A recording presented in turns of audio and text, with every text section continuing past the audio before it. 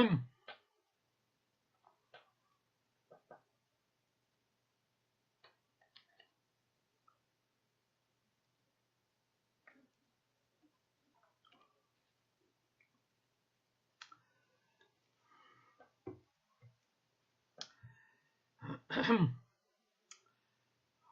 voilà, voilà, voilà.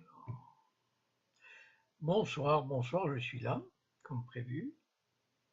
Il est quasiment 20 heures. Donc,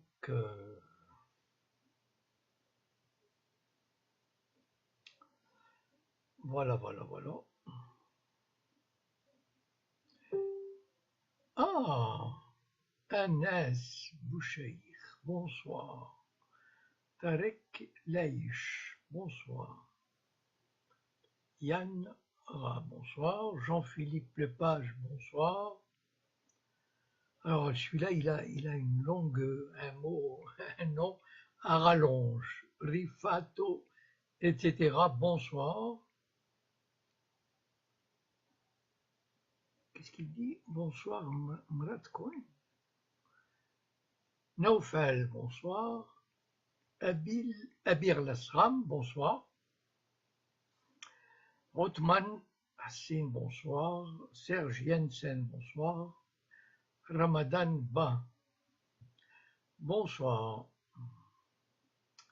Brick Bait, bonsoir. Ezra Pound, salut.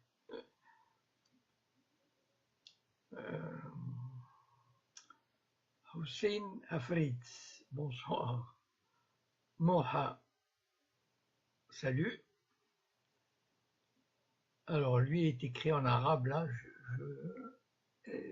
c'est un peu loin pour moi parce que c'est compliqué. Rabah Mellah, bonsoir. El Messaoudi, bonsoir. Jeff, bonsoir. Karim Oujdi, bonsoir. Alors là, celui-là, il a Simter, mais il a un prénom un peu Uxor.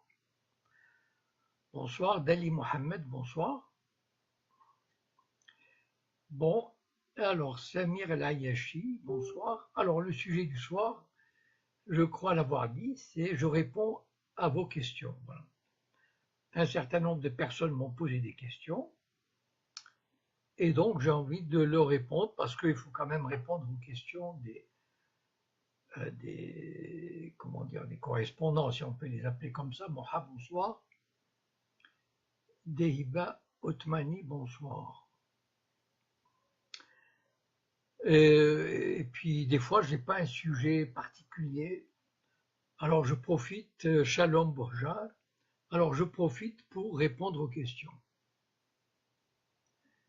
Merci Jérémy, Vince AMG. Comment je vais? Je vais bien, merci. Voilà, voilà. Alors, donc, voilà, donc ce soir j'ai noté, voilà, vous pouvez voir, j'ai noté une série de questions, il y a une dizaine. Donc, je vais répondre. Je vais répondre. Un des arguments des sionistes est que l'OLP détourne l'argent des Palestiniens alors qu'en fait Israël, oui, oui, oui, c'est vrai, mais bon, de toute façon, tous les arguments sont bons pour Israël pour bloquer la paix, donc ils veulent pas la paix, en fait, de toute façon, je crois que l'avoir expliqué, mais bon. Donc, il y a un peu de monde déjà, donc je profite avant de répondre. Bernard Lugan, Ezra Pound me demande. Alors je vais répondre tout de suite, mais très rapidement. Bernard Lugan, il a beaucoup de connaissances sur l'Afrique, mais c'est un colonialiste. C'est-à-dire, il a la mentalité du colonialiste. Pour moi, en tout cas, moi je le considère. Et donc pour moi, ça m'enlève, salut Sylvain, ça m'enlève toute espèce de considération pour ses analyses. Voilà. C'est-à-dire à partir du moment où quelqu'un il a vraiment il a la mentalité, la vision colonialiste. Bon, c'est son affaire, mais moi je rentre pas là-dedans, je regrette. Donc, je vais commencer par un message personnel, si vous permettez. Non, je ne prends pas de vacances pour le moment. Lepage. Donc, mardi dernier, mardi avant-hier, j'ai vu un compatriote, un coreligionnaire. C'était une visite un peu professionnelle, c'est-à-dire médicale. Et c'est un homme d'une grande bonté. Oui, je vais vous répondre, Sylvain, ne vous en faites pas, je vous ai marqué. Hein. Voilà. Et c'est un homme très bon, d'une grande intégrité professionnelle, un humaniste. Et en général, comme nos positions divergent, on se respecte beaucoup. Moi, en tout cas, je le respecte pour son intégrité. Et on s'est laissé aller à discuter d'un sujet, comment dire, un peu épineux. Hein. Et donc, moi, parfois, je suis tellement pris par ces sujets que j'ai répondu de manière un peu, comment dire, un peu vive, un peu passionnée. Ça a duré quoi, 2 minutes peut-être.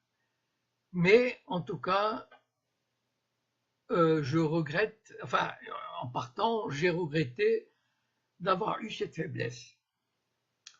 Et le hasard faisant parfois bien les choses, c'est assez étonnant.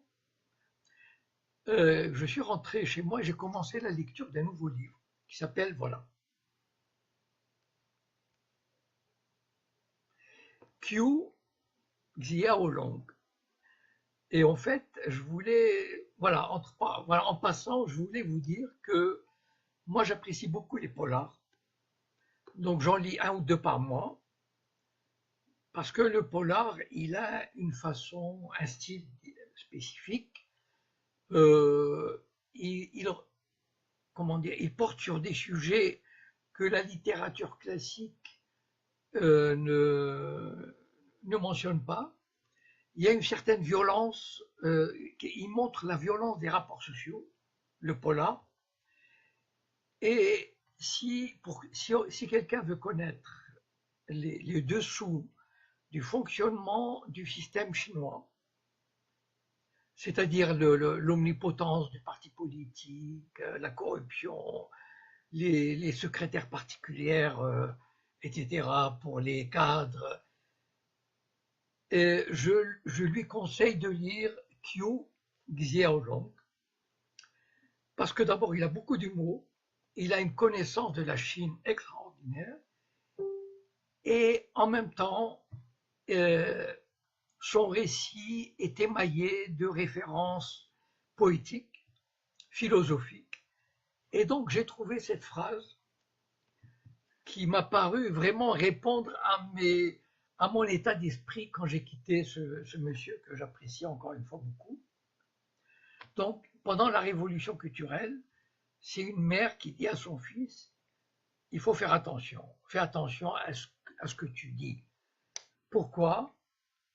Et si tu ne comprends pas quelque chose, garde-le pour toi. Et là, entre guillemets, les malheurs sortent de la bouche. Voilà. Donc parfois, c'est une leçon, hein. Une leçon pour moi, pour d'autres. C'est pas pour rien qu'on dit le silence est d'or, où il faut tourner 7 fois la langue dans sa bouche avant de parler. Et j'ai été très content en même temps de trouver cette phrase dans un livre que j'aime beaucoup. Et voilà, je voulais commencer par là. Alors, puisque Sylvain Romano, il est impatient de connaître la réponse, bien que j'ai marqué en dernier, mais je vais commencer par lui. Alors lui, il ne croit pas dans la République. Eh bien, moi non plus. C'est-à-dire qu'en fait, je dirais ceci. Donc, je vais répondre aux questions. Il y a 10 questions. Donc, je vais essayer d'être bref avec chaque question, parce que je ne peux pas me permettre de faire une conférence. Il y a des questions qui mériteraient une conférence. Donc, je vais répondre. Maintenant, si vous voulez approfondir ou me poser d'autres questions, n'hésitez pas, à la fin de la vidéo, je fais le tour des commentaires et je note la question. Donc, et en fait, il ne croit pas non plus aux idéologies. En fait, quel est le problème? Le problème, c'est que tous les systèmes organisés, toutes les communautés humaines organisées depuis 3000 ans, 4000 ans, vous aurez remarqué, elles sont gouvernées dans la forme suivante, c'est-à-dire un chef, une oligarchie qui se partage les privilèges et le peuple. Bon, évidemment, ça peut prendre différentes formes. Pharaon, empereur, dictateur, ce que vous voulez. Il peut y avoir des révolutions, il peut y avoir des coups d'État. Mais c'est toujours une oligarchie qui remplace une autre. Donc, on ne sort jamais d'un système oligarchique. Il peut y avoir une révolution, mais qui ne dure que quelques mois. Et donc, en fait, l'idéologie n'est là que pour, comment dire, donner un caractère, comment dire, pour que les gens adhèrent au système. Si vous dites aux Américains, nous avons un système dur où on écrase le pauvre et s'il se rebelle, on le met en prison pour 20 ans, les gens vont se dire, non mais attendez, on ne marche pas là. Alors on dit aux Américains, ah non, vous vivez dans le pays le plus libre du monde. N'importe qui peut devenir millionnaire, milliardaire si vous voulez. Mais c'est extraordinaire. Regardez, vous êtes libre, vous pouvez dire ce que vous voulez. Vous pouvez acheter une télévision, une chaîne de télévision si vous voulez. Vous pouvez fonder un journal, vous pouvez devenir sénateur, vous pouvez devenir président. Et là, les gens se disent, ah ben, si c'est comme ça, et puis comme on le répète même dès l'école primaire, vous savez, aux États-Unis par exemple, il y a le salut au drapeau tous les matins à l'école. Donc, si avec ce matraquage, ben, ils finissent par adhérer. Et donc, et donc l'idéologie, elle sert à ça. En France, il y a l'idéologie de la liberté, égalité, fraternité. En Angleterre, c'est God Save the Queen, etc. Enfin, chaque pays invente une idéologie à sa mesure. Bon, quand le communisme triomphe, alors c'est l'idéologie communiste, le peuple, on se partage tout, la dictature du prolétariat, etc. On sait que c'est bidon. Pour moi, toutes les idéologies se valent dans la mesure où elles ne servent qu'à légitimer le système en place. Voilà. Et comme il y a l'oligarchie repose sur un chef et quelques centaines de milliers de personnes qui se partagent les privilèges, le système finit par tenir. Voilà. Et quand s'il y a des gens qui bougent ou qui font les malins, bah ouais, il y a des fois, il y a une manière de réprimer. Donc voilà, donc je ne crois pas non plus en la République, qui est bidon, c'est-à-dire en fait, liberté, égalité, fraternité, mais c'est de la rigolade. Il n'y a ni liberté, ni égalité, ni fraternité. Voilà. Et ça dure depuis 200 ans. Comment dire, l'arnaque actuelle, c'est de faire, merci Louis pour le compliment, l'arnaque, c'est de faire croire qu'on est libre, qu'on choisit dans des élections libres, qu'on choisit ses chefs, etc. Mais j'ai déjà expliqué ça dans d'autres vidéos, mais si vous voulez que j'en parle un peu plus longuement, je le ferai. Donc j'ai répondu à Sylvain Romano. Maintenant je réponds, je note les noms pour que les gens sachent. Je réponds à Yuba. Il a un prénom Jmak, je crois, mais bon. Alors lui, il me demande, est-ce que les Juifs marocains ont été vendus par le roi Hassan II? Donc, je vais faire bref, hein, puisque ça mériterait une conférence, mais je vais faire bref. Mohamed V, le père de Hassan II, et Hassan II, quand il est arrivé au pouvoir, ne voulait pas que les Juifs marocains s'en aillent, enfin, s'en aillent de façon massive et libre, parce qu'il savait que ces Juifs qui n'avaient pas les moyens de se payer un passeport étaient pris en charge par le Mossad et l'agent juif pour être emmenés en Israël. Bon.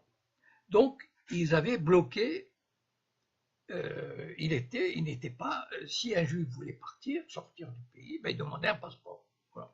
Et à l'époque, pour avoir un passeport, il fallait se lever tôt. Mais bon, il y avait des règles. Mais les règles, c'était les mêmes pour tout le monde. Même pour les Marocains musulmans, il fallait avoir un passeport pour partir. Et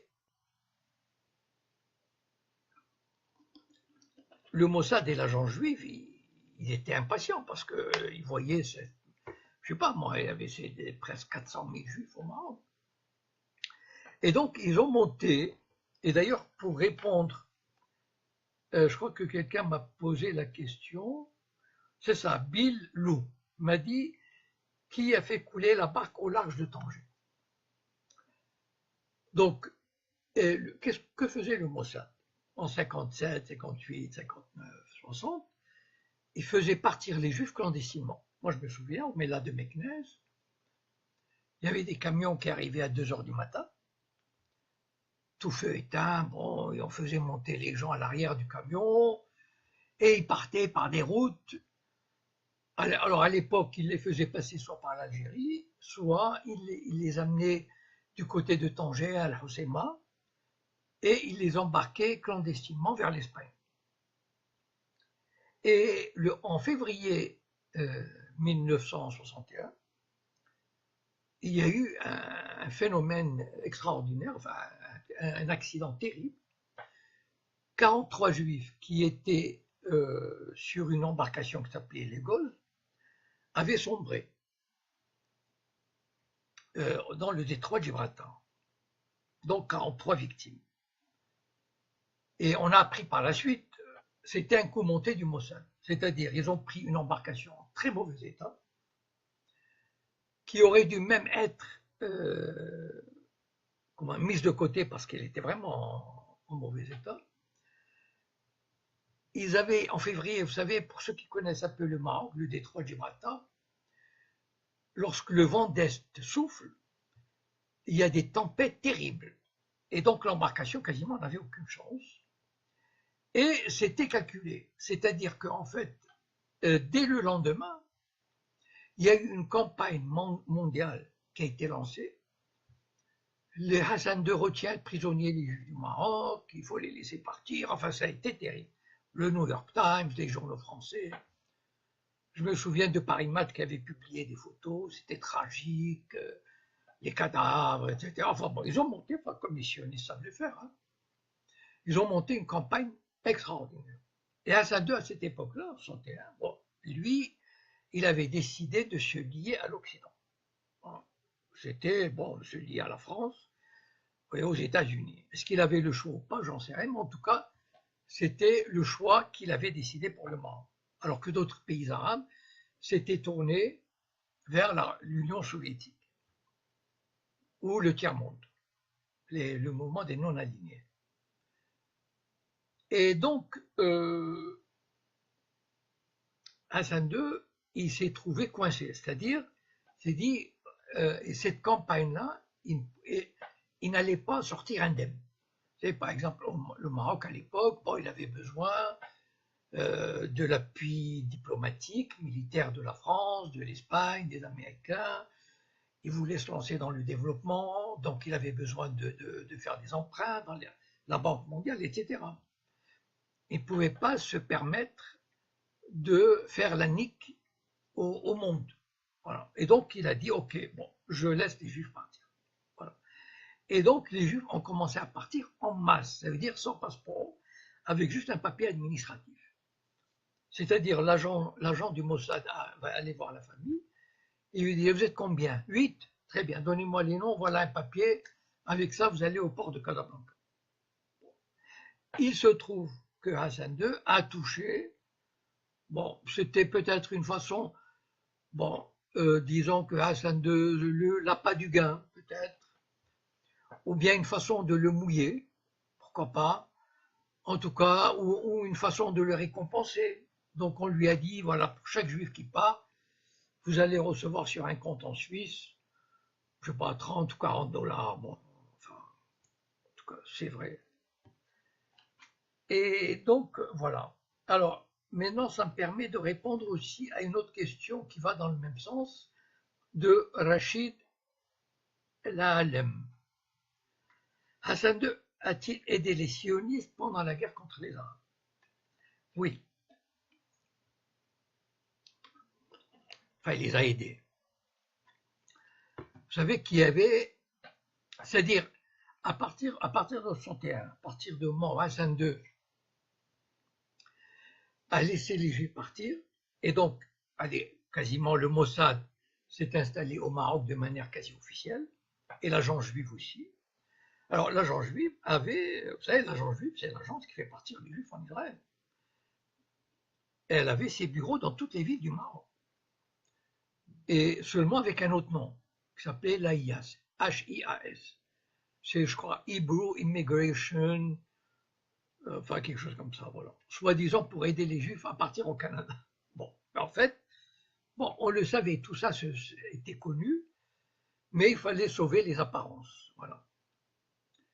Et donc, à partir de ce moment-là, Hassan II a compris que, bon, de toutes les façons, il était quasiment lié au Mossad, au service secret israélien, Israël, et donc il a confié, comment dire, quasiment le Mossad a été chez lui au Maroc, c'est-à-dire il a commencé à aider Hassan II en matière de sécurité, parce que Hassan II se plaignait toujours qu'il y ait des tentatives de coup d'État, et donc, enfin des conseillers militaires aussi, et il y a de très fortes présomptions. C'est quasiment certain, il y a eu un sommet de la Ligue arabe à Casablanca en 62 ou 63, et Hassan II a placé des micros dans la salle de conférence, et le Mossad était installé au dernier étage de l'hôtel. Bon, voilà. Et quand, bon, il faut dire aussi que le monde arabe à l'époque était divisé en deux camps.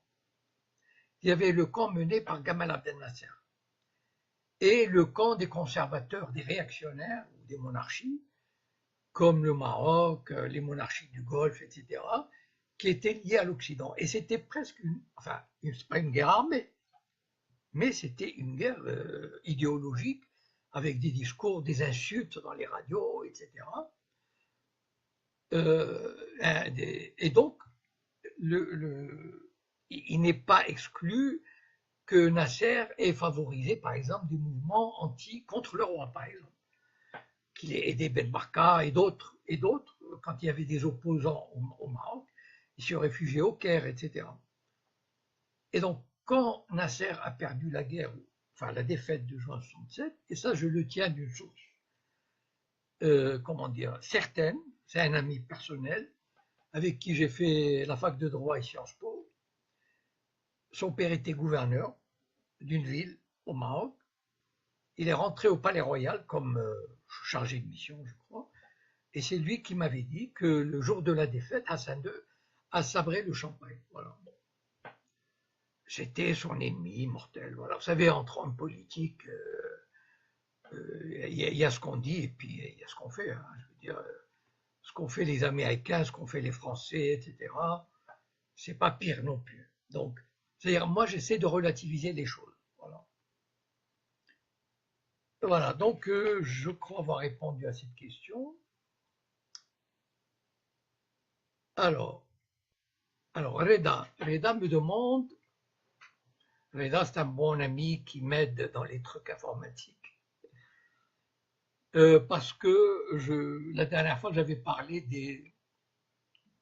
du messianisme, et c'est-à-dire qu'en fait le vrai, comment dire, l'idéologie sioniste qui avait des chances de réussir, c'était celle qui était venue de Russie au XIXe siècle, c'était le nationalisme à caractère occidental qui s'était formé,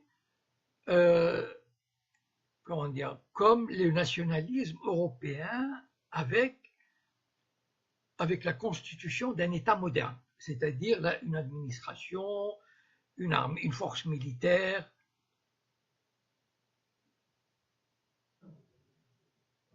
– Oui, vous avez raison, Moon. Oui, c'est vrai, c'est vrai, c'est vrai. Vous m'avez rappelé ce point, c'est vrai, c'est vrai. Il avait placé les micros, mais il a déplacé le Mossad. Mais il avait mis les micros, voilà. Et que le Mossad pouvait entendre par ailleurs en dehors de l'hôtel. Bravo à Moon. Et alors, Reda me dit, mais il y a eu d'autres tentatives, par exemple, comme Shabtai Tzvi. Mais ça restait au XVIe siècle. C'était un illuminé qui s'est pris pour le Messie.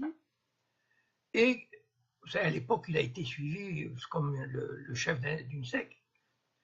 À l'époque, les Juifs ont vécu pendant des siècles des situations terribles. Enfin, ils ont été chassés d'un pays à l'autre. Ils n'ont commencé à avoir des droits de citoyens qu'à partir du XIXe siècle, etc. Donc, il y avait une grande misère, il y avait une grande souffrance. Et donc, quelqu'un qui vient leur dit, je suis le Messie, je vous emmène en Israël. Et ces Juifs rêvaient de Messie, etc. Ils l'ont suivi, des dizaines de milliers. Mais bon, mais lui, il n'est pas allé en Palestine fonder un État comme ont fait les pionniers sionistes. Il se faisait appeler pionniers. C'est pour ça que je reprends ce terme. Et, et donc, ils ne sont pas allés là-bas et se sont dit, on va travailler la terre, on va constituer des villes fortifiées, et comme ont fait les sionistes. Ils ont jeté les bases d'un État. Non, ils sont allés voir le sultan et ils lui ont dit, voilà, laisse-nous aller en Palestine, on va faire revivre le, comment dire, Israël d'autrefois, voilà. Évidemment, enfin, je veux dire, ça a l'air ridicule. Vous savez, est-ce que vous imaginez un chef donner un État, enfin, je veux dire, laisser échapper sa souveraineté sur un territoire? Regardez par exemple les pauvres Kurdes. Ils méritent un État, enfin, on leur a promis un État. Mais ils sont divisés entre 4 États, la Syrie, l'Irak, l'Iran et la Turquie, et aucun pays ne veut lâcher une parcelle de son territoire. Et donc le sultan, évidemment, il l'a pris pour un rigolo. Enfin bon, il lui a dit, écoute, ou tu te convertis à l'islam ou on te zigoune. Voilà, donc il s'est converti à l'islam. Enfin bon. Ce que je veux dire, c'est que c'était des tentatives vaines, c'est-à-dire des tentatives spirituelles, des tentatives philosophiques, tout sauf des tentatives qui avaient une chance de réussite. C'est-à-dire que les sionistes qui sont allés en Palestine au début du XXe siècle, ils ne sont pas contentés d'aller là-bas pour prier. Il y a toujours eu des juifs qui allaient en Palestine pour prier et pour être enterrés là-bas. Bon. Ou bien faire un peu de commerce. Mais les sionistes, la différence, c'est qu'eux, ils sont partis et ils ont jeté les bases d'une société nouvelle, d'une société moderne.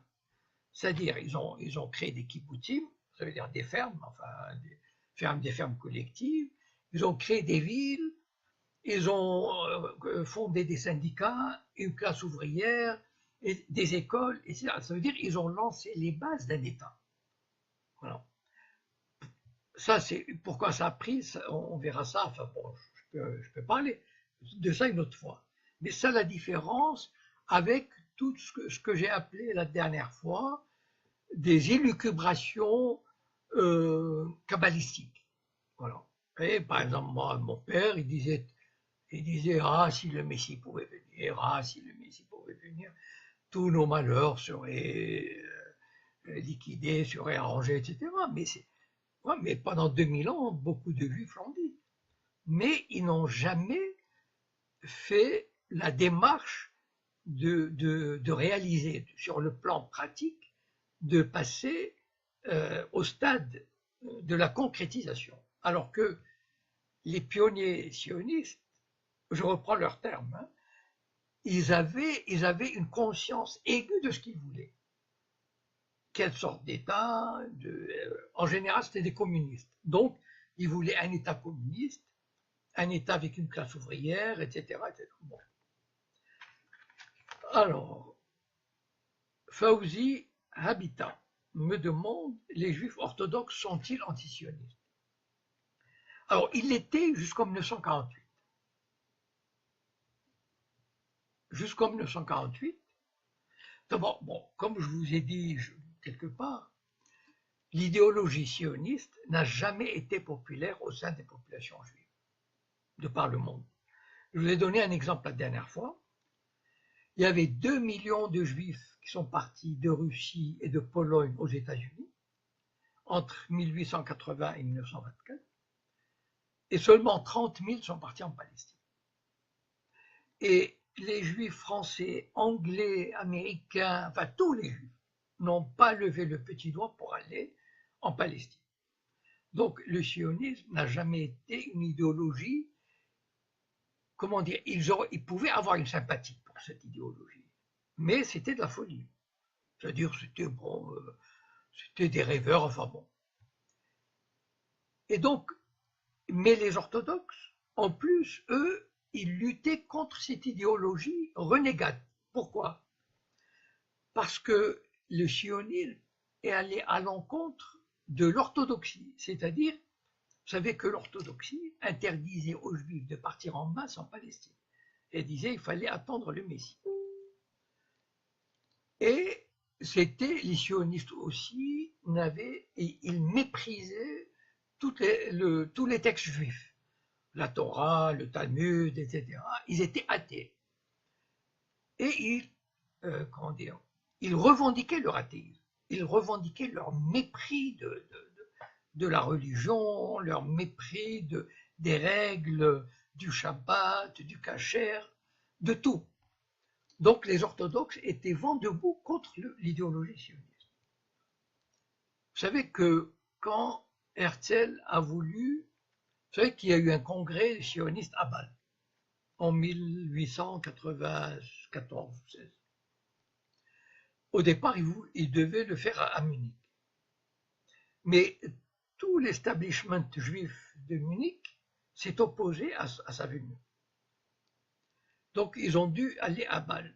Moi je me souviens au Maroc, les rabbins nous mettaient en garde contre ces renégats sionistes. Pour eux c'était des énergumènes, des renégats.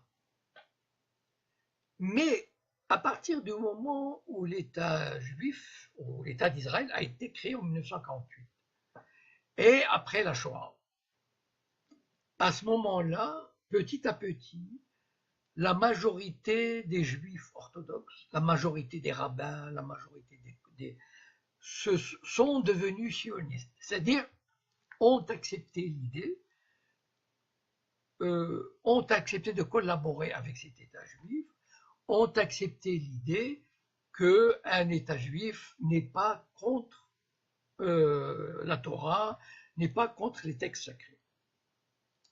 Maintenant, fondamentalement, le sionisme est antinomique avec la religion juive. Et je vous conseille, si quelqu'un peut chercher sur Google, un auteur qui s'appelle Yaakov Rapkin, ou Jacob Ravkin, qui est un universitaire d'origine ukrainienne, je crois, et qui est prof à l'université de Montréal, et qui a écrit un livre extraordinaire qui s'appelle Le sionisme contre la Torah, ou la Torah contre le sionisme. Il est remarquable. C'est où il démontre, par un texte à l'appui, avec référence, etc., que le sionisme n'a rien à voir avec la religion juive. Enfin, c'est antinomique. Mais voilà, c'est-à-dire, à partir du moment où l'État d'Israël existe, est menacé entre guillemets de destruction, les rabbinats ont les juifs orthodoxes, sauf quelques minorités bien sûr, comme les Neturei Karta, comme ce Yaakov Rapkin dont je viens de parler, mais il reste quand même les juifs religieux qui rejettent l'idéologie sioniste, sont peut-être 5% des juifs religieux en général. Voilà, donc j'ai répondu à cette question. Alors, Florence Granier, je crois, qui me demande, est-ce la peur qui est à l'origine du sionisme? Non, pas la peur. L'origine du sionisme, est venu, comment dire, d'abord, il y a la rencontre de deux choses, de deux éléments. Dans la seconde moitié du XIXe siècle, il y a des historiens juifs totalement athées qui ont développé, qui ont réécrit l'histoire du peuple juif et allemand, donc qui n'avait rien à voir avec le sionisme, etc., mais qui ont réécrit l'histoire du peuple juif de manière à lui donner un caractère national, qu'il n'avait pas d'ailleurs, mais ils ont arrangé, genre le peuple juif est toujours resté le même, c'est celui qui a été exilé, et qui... Donc ils lui ont donné les caractéristiques d'une nation, ce que Shlomo Sand a complètement démoli. Bon. Et d'un autre côté, dans les confins, en Russie et en Pologne, il y avait encore des pogroms terribles contre les Juifs. Quand je dis des pogroms terribles, ça veut dire que c'était des milliers parfois, des milliers qui étaient assassinés en quelques jours. Et les Juifs de Russie et de Pologne, qui étaient les sionistes, au départ, étaient tous enfin la plupart, étaient des militants communistes, socialistes, syndicalistes, et donc qui ne voyaient la solution de l'antisémitisme et des problèmes juifs que dans la constitution, c'est-à-dire le changement du paramètre, du paradigme du juif. Il y avait cette fameuse image de la pyramide inversée.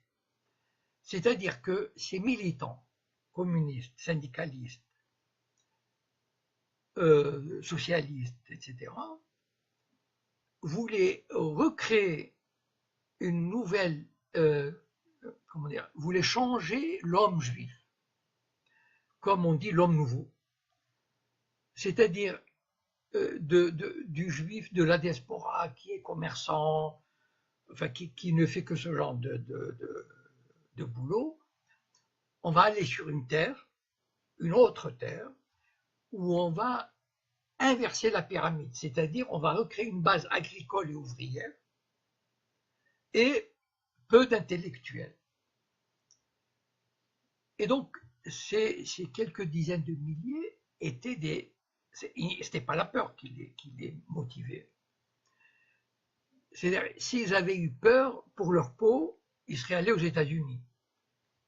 Ou en France, il y a beaucoup qui sont allés en France. Mais il y a 2 millions qui sont allés aux États-Unis.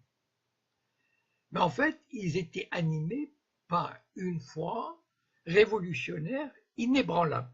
C'est-à-dire la foi qu'en créant, en allant sur une terre vierge, enfin, qu'ils appelaient une terre vierge, c'est-à-dire quelque part où on pouvait recréer, refonder une société juive basée sur la lutte des classes, le prolétariat, le partage, le socialisme, un homme nouveau, un homme juif nouveau.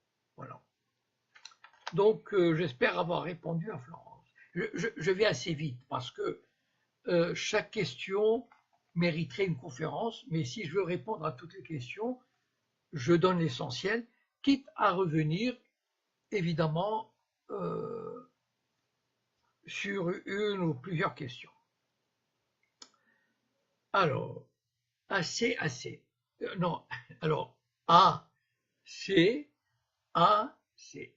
C'est un correspondant qui se fait appeler comme ça. Il n'est pas là ce soir, je crois, mais ça fait rien. Il me dit, dans quel but le sionisme agit-il de cette sorte? Alors, je ne sais pas exactement dans quel sens il pose cette question. J'imagine qu'il pose cette question, c'est-à-dire agit-il avec une telle brutalité, une telle violence? Je suppose qu'il me demande ça, comme ça. En fait, au départ, je vais peut-être vous surprendre, mais ça fait rien. Les sionistes, enfin, je veux dire, ces militants sionistes, ces pionniers au début du XXe siècle, n'avaient pas, pratiquement pas vraiment, comment dire, de revendication, de domination, de génocide. Et ce qu'ils voulaient, Et c'était déjà beaucoup pour eux. C'était presque, ils n'y croyaient presque pas. C'était de recréer une société sur un petit bout de terre selon leur idéal. Leur idéal, encore une fois, communiste, révolutionnaire, marxiste, idéaliste, etc., etc. C'était pas là-bas pour aller faire du commerce. D'accord? Voilà. Ils sont partis là-bas pour régénérer l'homme juif traditionnel en faisant un soldat, un paysan, un ouvrier, ce qui n'avait pas été pendant des siècles. Donc, il leur avait fallu se battre parce que, bon, évidemment, ils sont arrivés dans un milieu hostile. Et ils ont commencé à créer des fermes communes, ce qu'on appelait les kibbutzim. Ils ont créé des villes, ils allaient quelque part, il y avait, bon, ils créaient, c'était très difficile, il ne faut pas croire que Rothschild déversait des milliards, c'est pas vrai.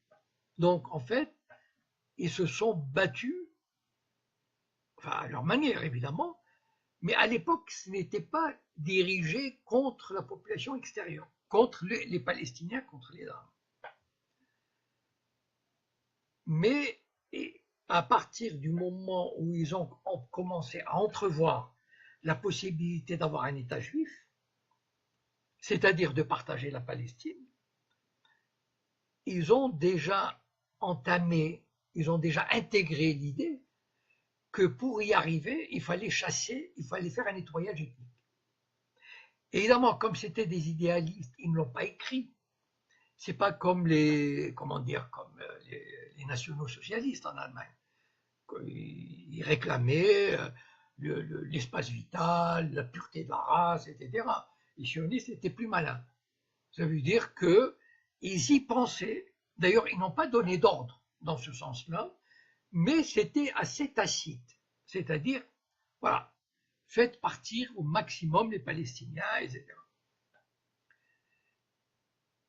Voilà. Et donc, ils ont eu leur État, et à un moment donné, ils ont fait la guerre de 67. Ils l'ont préparée des années à l'avance. Bon, là, je ne pense pas avoir le temps de rentrer dans ces considérations. Et cette guerre leur a ouvert des perspectives fabuleuses. Tout à coup, ils se sont retrouvés. Ils ont multiplié leur territoire par 10. Le Sinaï, ils ont conquis le Sinaï, le Golan, la Cisjordanie. Et là, ça ne s'est pas fait du jour au lendemain. Vous savez, les premières années, les Israéliens se disaient, mais enfin, on ne va pas faire ça, on ne va pas coloniser un peuple, on ne va pas occuper des territoires. Il y avait vraiment des débats, il ne faut pas croire que ça a été, enfin, je veux dire, ça ne s'est pas fait comme ça du jour au lendemain. Mais, voilà, quand un peuple occupe un territoire, il se dit, chiche, il se transforme en colon, il se transforme en occupant, de gré ou de force malgré lui, et se transforme en colon, en dominateur. Donc en quelqu'un, au début, il faisait attention à ne pas blesser X ou Y, etc. Enfin. Et puis, on rentre dans la peau de l'occupant, pour qui l'indigène devient un être, un cafard, un serpent venimeux, qu'il faut écraser, qu'on peut insulter, etc. Et donc, le sioniste est entré dans cette logique et donc il ne peut plus sortir. C'est-à-dire que le sionisme, au départ, il s'est transformé. On peut évidemment, enfin, moi je pense que dans l'ADN du sionisme, il y avait l'élément raciste. C'est-à-dire que nous voulons constituer un État juif, uniquement juif. C'est par exemple les sionistes, quand il y avait encore la Palestine sous mandat britannique, ils interdisaient aux patrons juifs d'employer des Arabes. Ils avaient des écoles uniquement pour juifs. Leurs syndicats étaient uniquement pour juifs, etc., etc. Donc, ils interdisaient quasiment le mariage mixte. Et donc, en fait, ils avaient déjà la graine du racisme. Mais avec l'occupation, avec le contrôle, quand on est colon, on a l'impression, on est l'être supérieur, c'est-à-dire on a droit de vie ou de mort.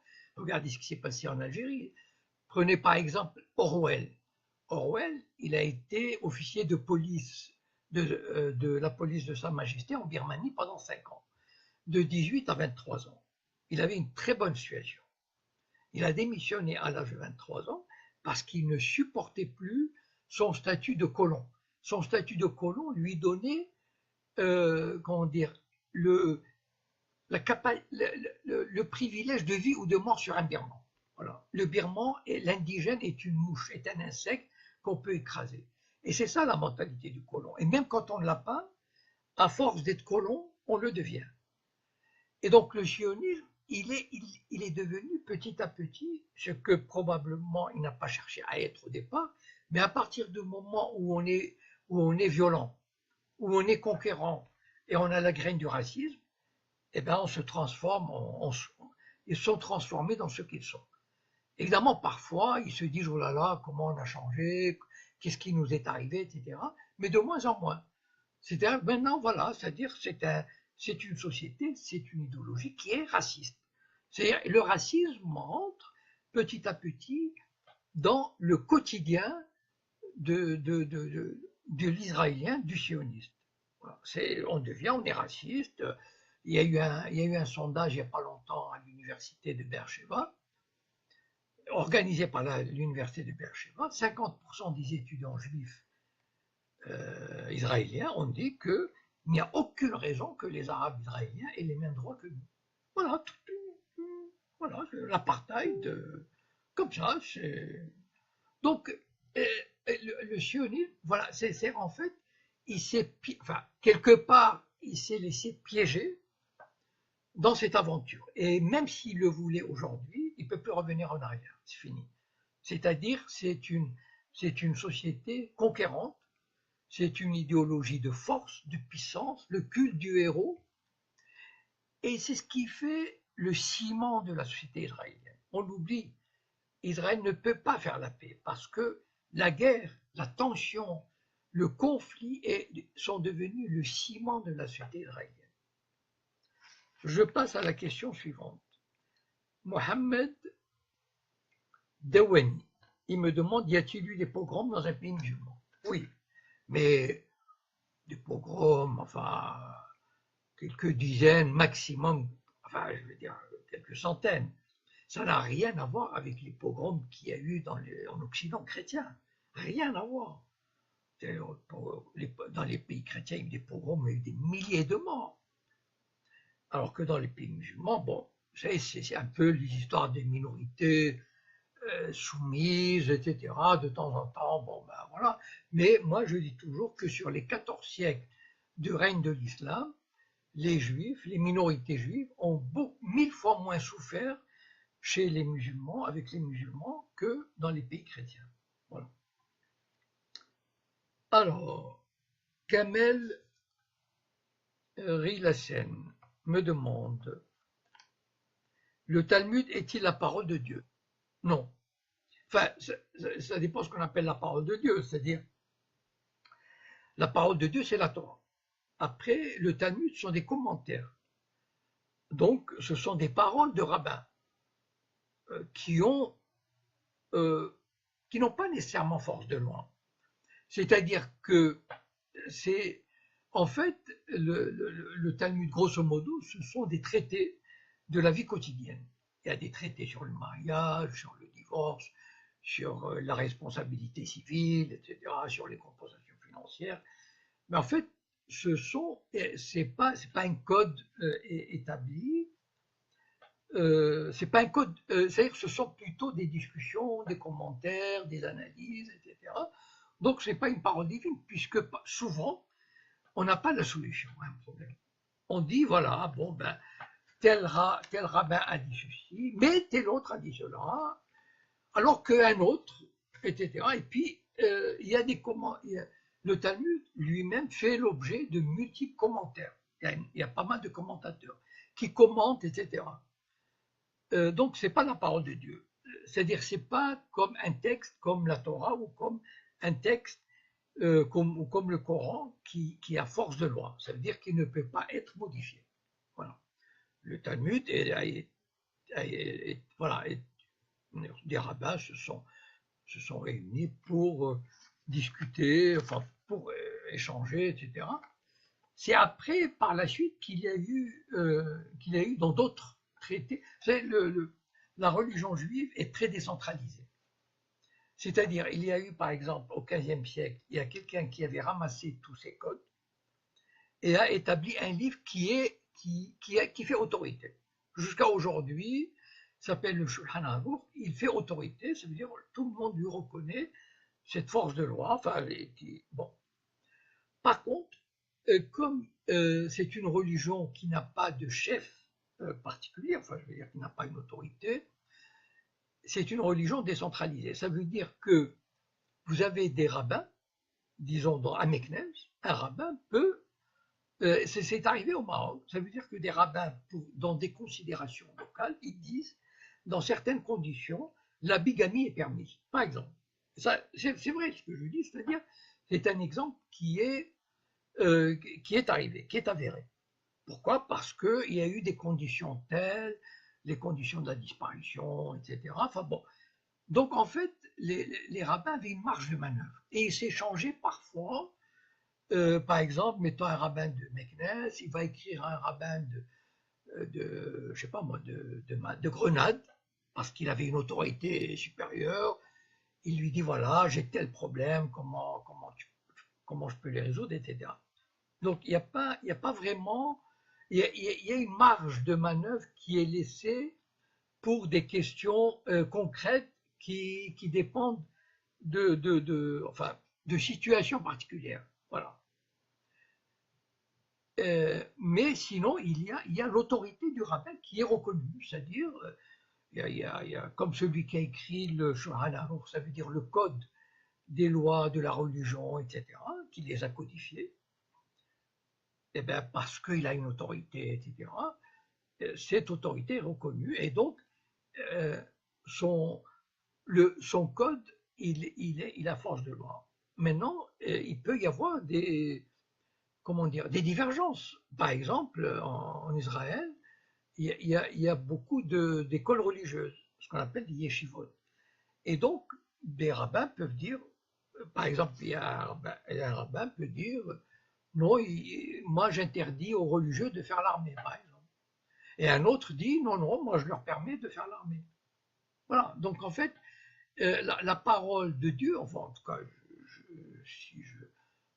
si j'exprime bien le fait, ce qui a un caractère divin, c'est-à-dire irréductible, et qu'on ne peut pas modifier, ça veut dire qu'il est reconnu avoir été, enfin c'est Dieu qui a soufflé la Torah à Moïse, donc il lui a donné un certain nombre de choses.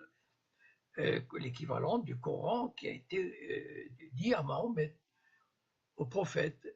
Ça, ils ont un caractère intangible. Par contre, le reste, ce sont des créations humaines, des commentaires, etc. Donc sur ce, j'ai répondu à toutes les questions. Je répondrai prochainement, aux questions que je lirai parce que j'ai pas le temps de les lire maintenant. Voilà, vous pouvez ou bien vous pouvez m'envoyer en MP, message personnel, des questions, ou bien suite à la vidéo. Vous pouvez ajouter des commentaires ou des questions. Je vous répondrai avec plaisir. Et puis je vous rappelle,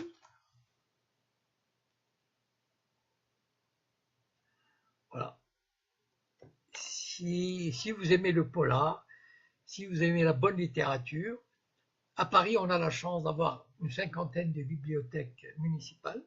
J'imagine que dans beaucoup de villes en France, il y a ça aussi. Voilà, je trouve, si vous pouvez vous initier au polar, c'est une très bonne chose. Enfin, les bons polars, hein, pas oublier.